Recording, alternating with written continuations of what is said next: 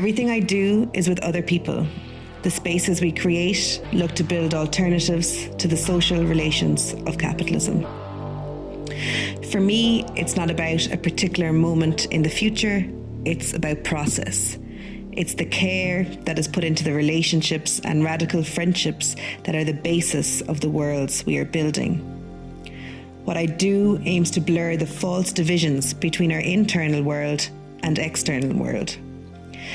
The despair and hope that exists within us is intrinsically linked to despair and hope of dismantling the violent systems in which we live.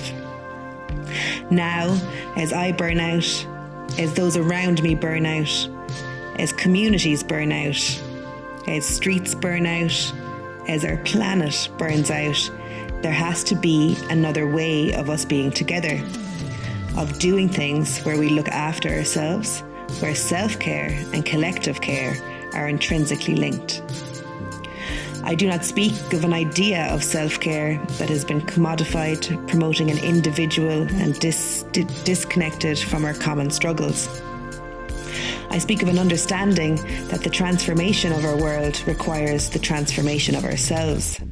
Writer Yvonne Orr describes what needs to be done as an examination of conscience, both individual, societal, and cultural.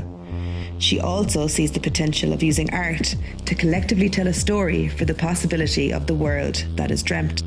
There isn't always a language for the new worlds we are creating, and that's why arts practice for me is crucial in how I organise. Whether it's print, radio, or cooking, it's about the relationships that are built in the process. For a long time, especially in political spaces, I didn't really voice my opinions as I thought, it will come across too utopian or too idealistic, a dreamer, a hopeless romantic. Now, I no longer care. If this world has to be turned upside down, then just maybe it makes more sense to imagine and build an infrastructure built on the praxis of existing and past struggles around the world and the care of the relationships within this process, rather than one is an anarchist, a commoner, or a Marxist. As the wheels of the neoliberal machine plough on, in resistance to a system that does not care and will not care, if we have anything, it's the ability to be honest with each other, and that honesty builds the best relationships and the darkest humour. We must collectively create alternative social imaginaries, and these must be the spaces from which we work. Space for our future vision alongside a critical analysis of the global system which perpetuates itself. In the turning of the world upside down, value is at its core. What do you value? If care has never been valued, the chances of us valuing care within how we work is pretty slim. So where are the alternative narratives? We need alternative platforms of communication. How does grassroots organising begin to control the printing press? Currently, I'm working with Common Ground, an arts organisation in Dublin 8.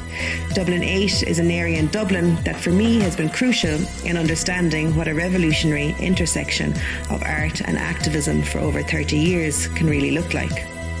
As one of my mentors in Dublin 8, Rita Fagan, would say, it is art by the community, not community art. Currently, I'm working on building a platform for radio, print and film. I am doing nothing new. I am interested in learning from what has been built for a very long time and connecting these stories and sharing their values nationally and internationally.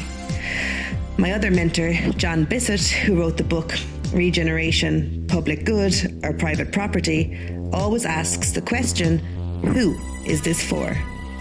We all know the story, often described as poor people on rich land, as areas of our cities that once took no place or of priority within the state and private interests inevitably become sites of hyper-gentrification, and a systematic strategic process of displacing people unfolds, which has been planned for many years with encoded documents that are meant to never be read by those that they affect.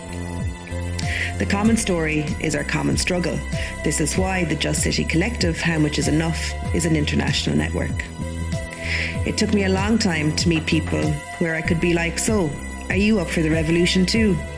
And that connection of really believing in alternative worlds, and yes, being aware of the deep systemic structural violence that is embedded in every corner of our social and political structures, but at the same time, believing that another world is possible because they exist all around the world.